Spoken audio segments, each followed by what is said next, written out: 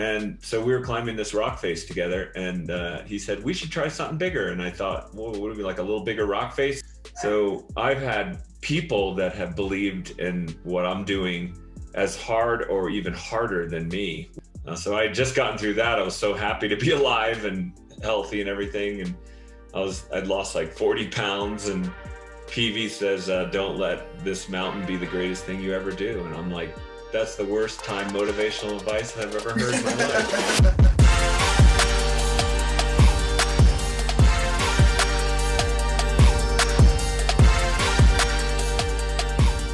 Welcome back to another episode of The Burn. I am Ben Newman, and every single week we are bringing you stories, athletes, celebrities, entertainers, some of the most mentally tough individuals to ever walk the face of the earth.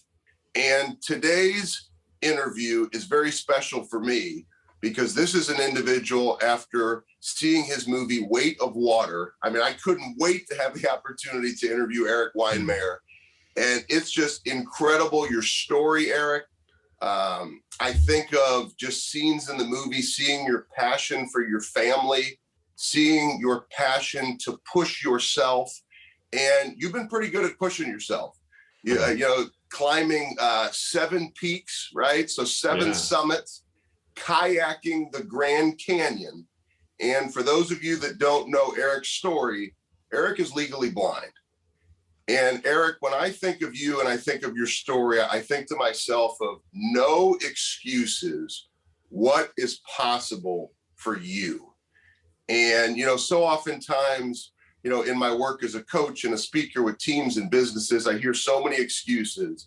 And it's one of the reasons why I wanted to spend this time with you to get to know you better, but also for you to share with our listeners.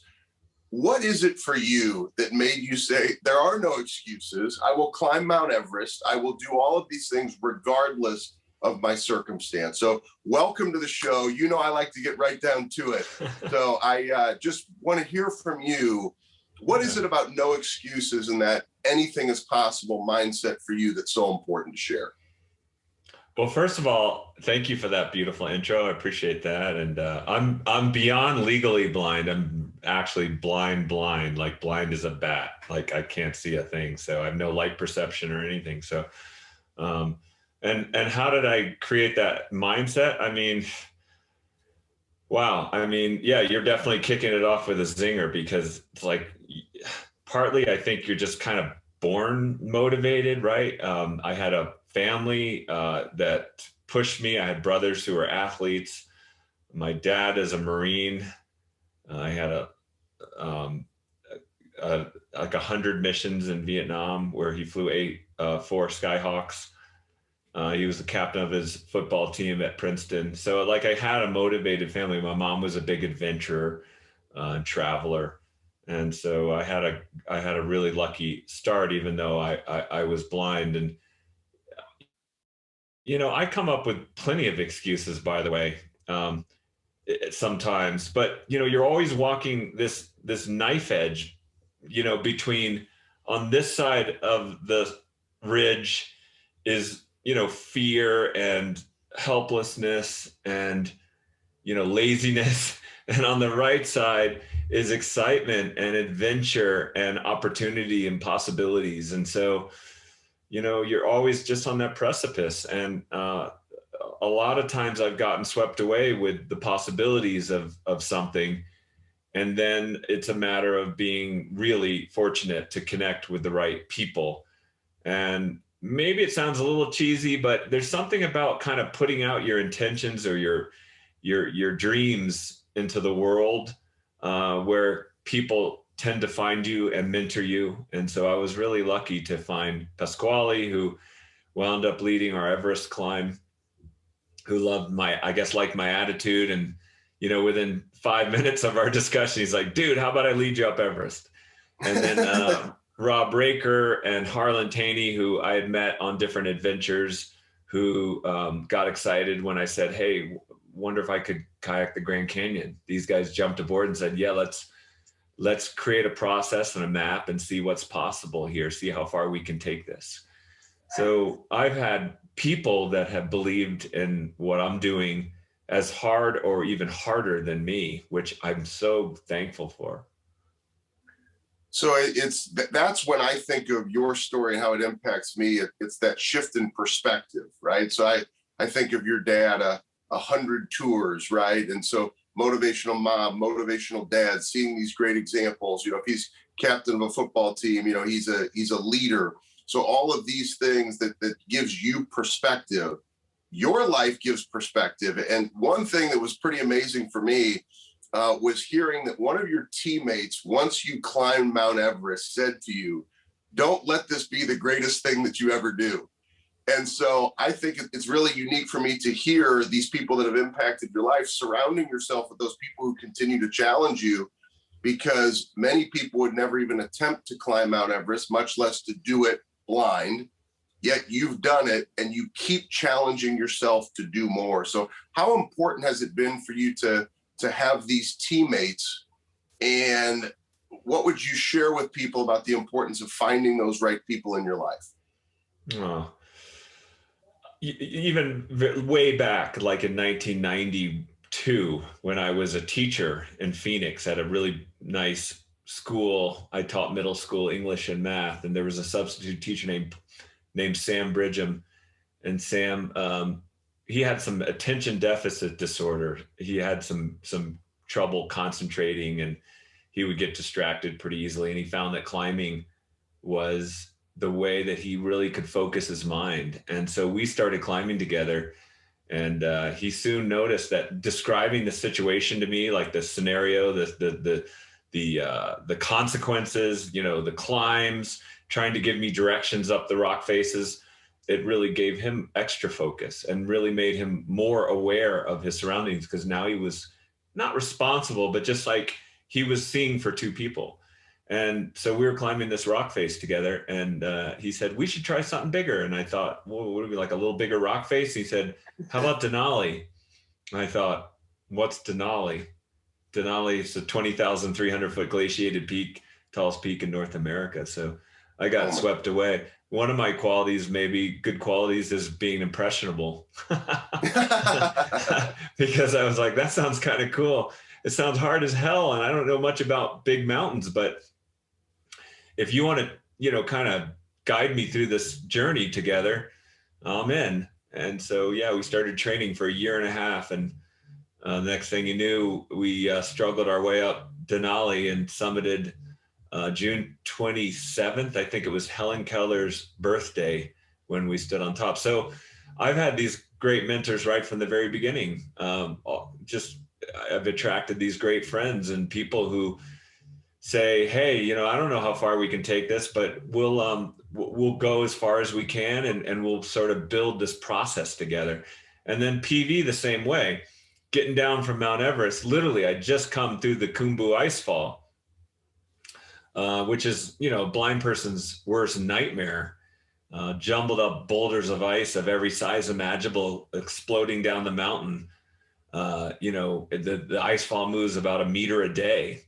And so I had just gotten through that. I was so happy to be alive and healthy and everything. And I'd lost like 40 pounds. And PV says, "Don't let this mountain be the greatest thing you ever do." And I'm like, that's the worst time motivational advice I've ever heard in my life, man.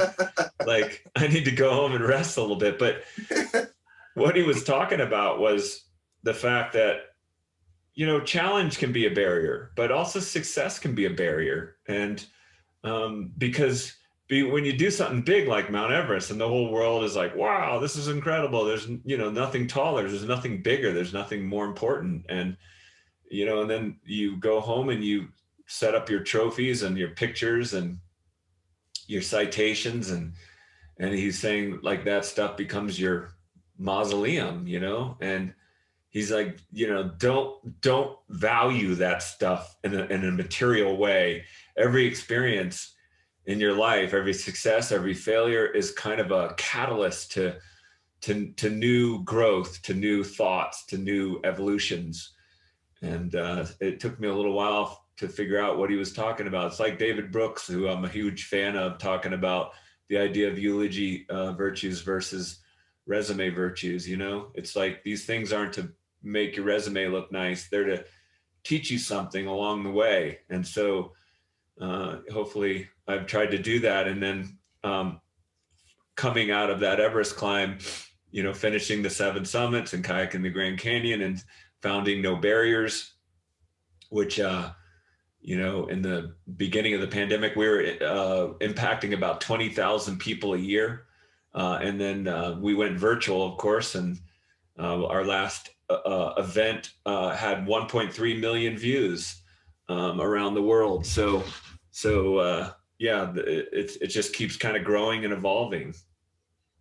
Well, I highly recommend to everybody watching Weight of Water about your experience kayaking the Grand Canyon, because you think about teamwork, you think about confidence, you think about perseverance. And I know you talk about that in your most recent book as well, No Barriers.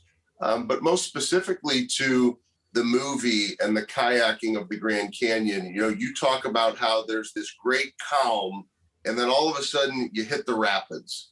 And that's so much like life. And you actually reference how you never really know, but you understand there's the potential that the water can flip you in the kayak at any point in time. Yet you still take on those rapids. You still get in that kayak. You still trust your team, and you still trust that you're going to be okay.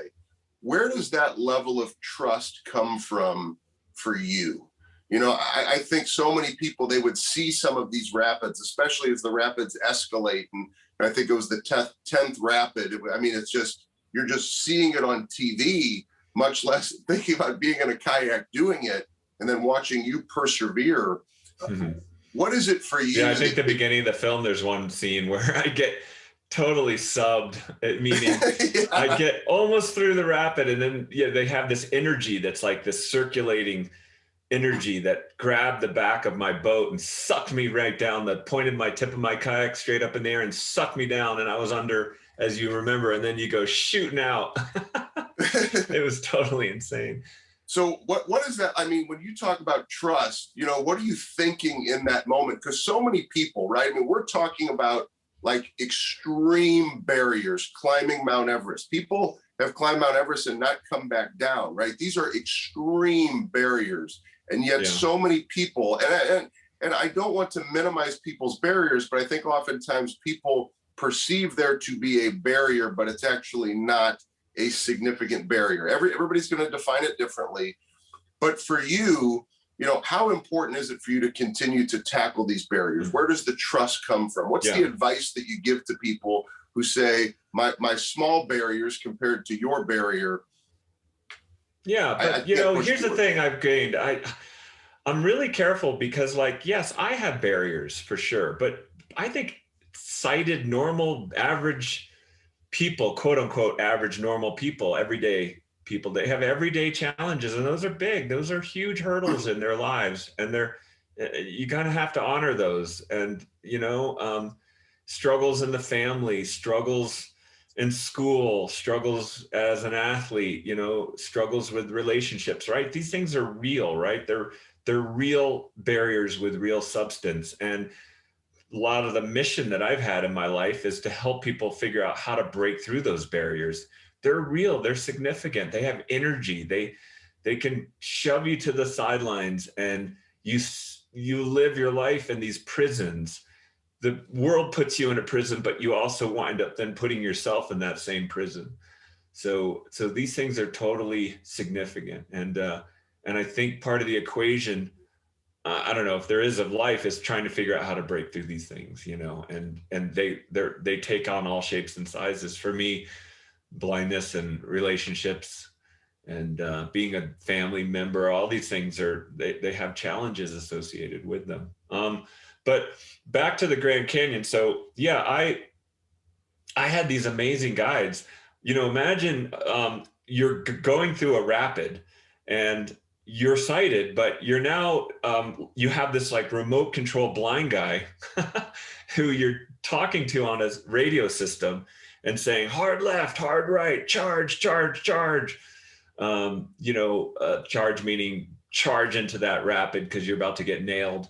Even trying, knowing that you're going to get pulverized in that rapid. But anyway, they're trying to take care of themselves. and trying not to get flipped over and run into rocks and holes.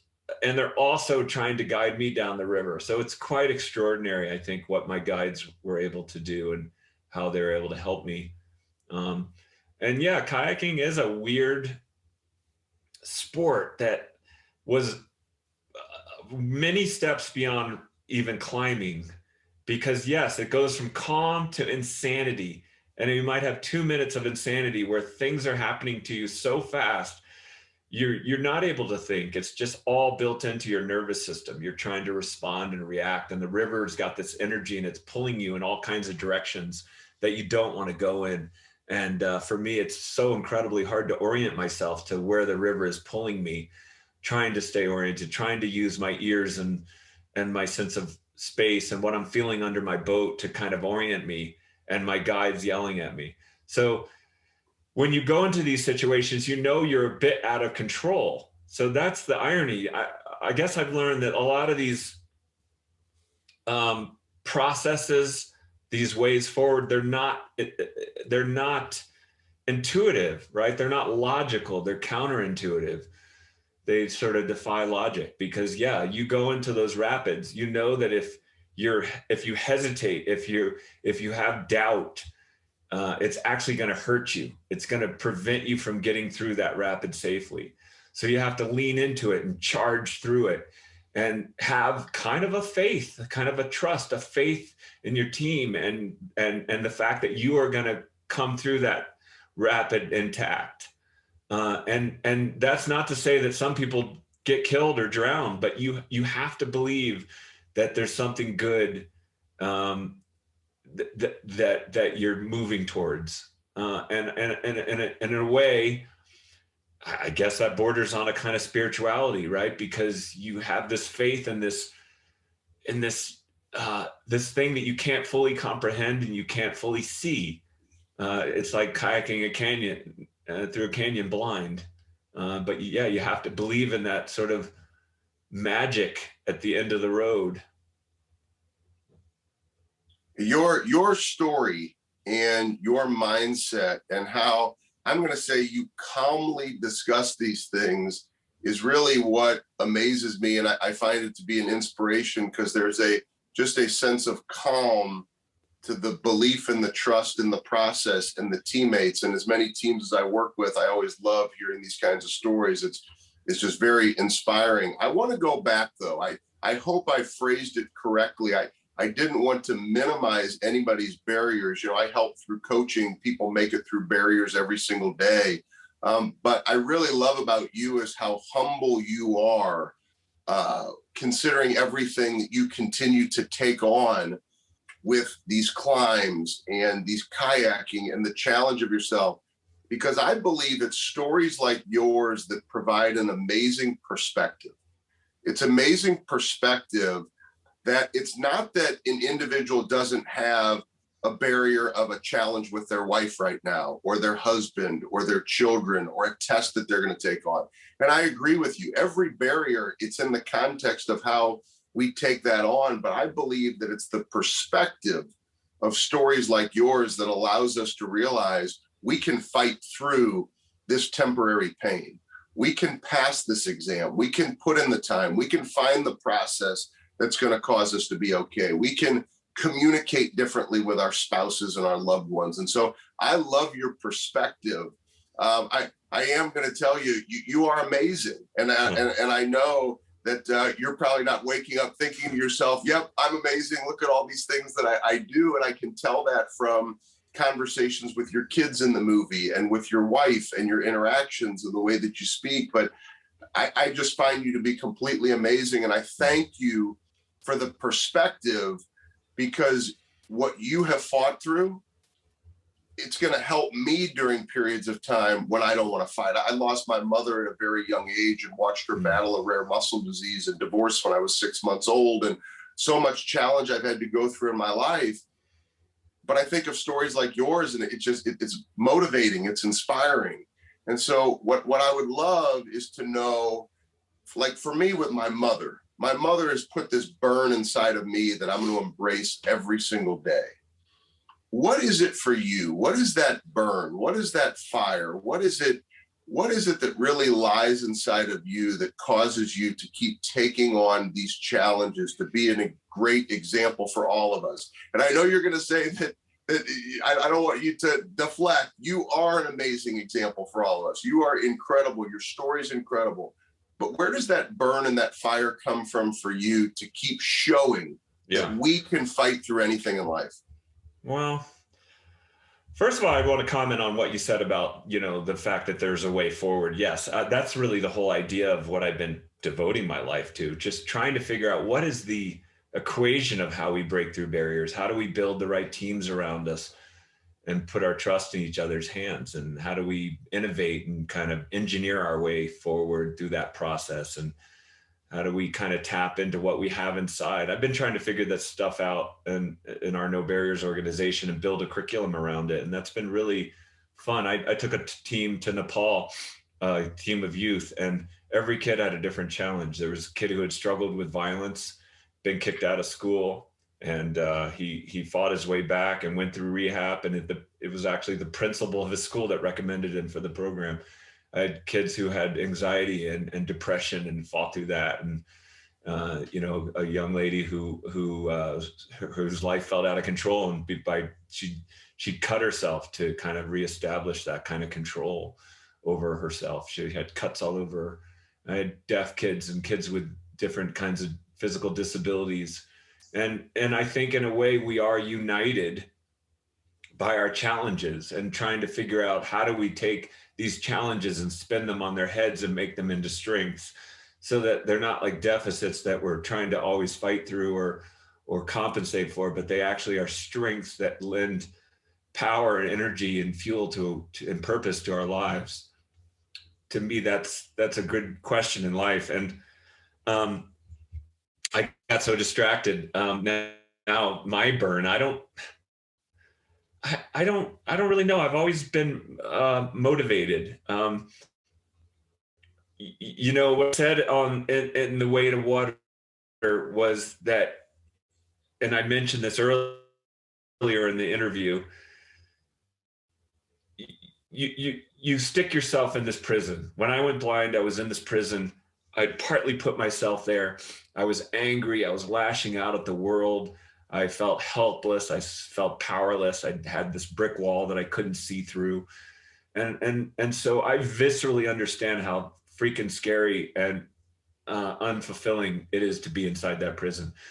So you either accept being in there or you fight your way out. And I think both are scary as hell, but fighting your way out has potential and promise and sort of beauty and excitement and adventure, and the other is just a black hole. So might as well do this, they're both equally scary and miserable. You might as well fight your way out and do something and try to find the meaning behind things.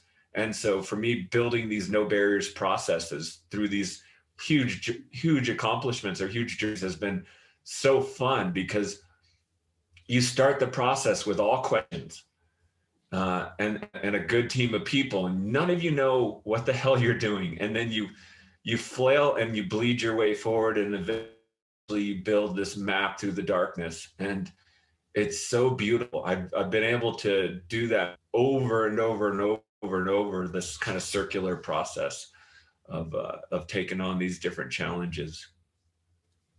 Erik, I want to thank you. I think that answer there, breaking out of that prison of life and choosing what you see when you're in that prison and how you approach it, is such a powerful analogy for all of us to choose to break down our barriers and to move forward and to find those solutions. I'm so grateful that you've taken the time. I know how busy you are to spend this time with us, to share your story, the inspiration, the amazing perspective it provides. I really want to remind everybody, a lot of interviews, they say, hey, where can we find you? Or what do you recommend? I'm recommending it for you. Everybody go to Amazon Prime. That's where I watched it. You have got to watch Weight of Water. It is absolutely incredible. Erik's latest book, No Barriers, the foundation that they built through No Barriers. Erik, your story is incredible. It's an inspiration. And I want to turn it back over to you for any final thoughts, but I just want to mention when I watched the movie and I watched the embrace of your children with you after you kayaked the Grand Canyon, you could see the inspiration that you are to your children.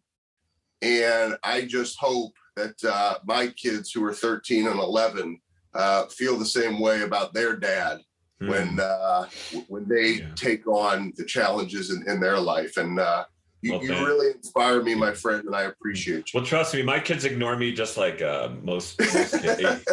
My son's 18 years old, and if he smiles or like murmurs a response that I can understand, I'm proud. I feel like I've achieved something that day.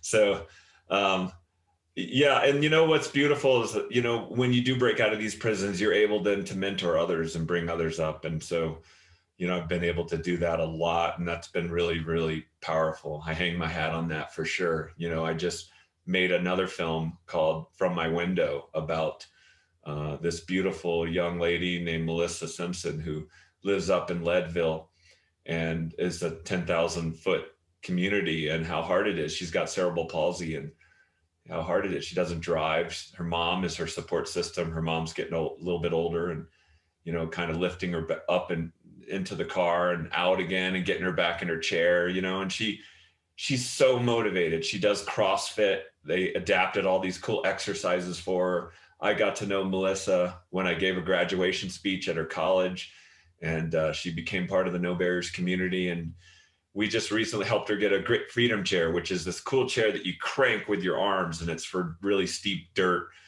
and rocky terrain. And she looked out her window at these beautiful Rocky Mountain peaks and said, would I ever be able to get to the top of one of those things? So we built a team of 9 people, and we kind of supported her through a long day, and she got to the top of this 13,000 foot peak and stood up out of her chair and held her No Barriers flag. I don't know. I mean, that's just like made my year, you know? So I think when we fight through our own barriers and we have you know, some kind of success in our lives, it's just becomes this great platform to lift others up. Erik, I can't thank you enough. You know, hearing that story, once again, it's an example of how you have fought through barriers in your life to continue to push to find what's possible. You know, to hear your passion to do that for others, and then for that story and your story to be an example for us. I just ask for everybody listening, you know, don't choose to stay behind your barriers. You know, choose to hear the inspiration of Erik and to connect to the burn that lies inside of you, to break down your barriers and to keep attacking one day at a time. That's why we come to you every single week for the burn. That's why we appreciate you joining us this week for the burn.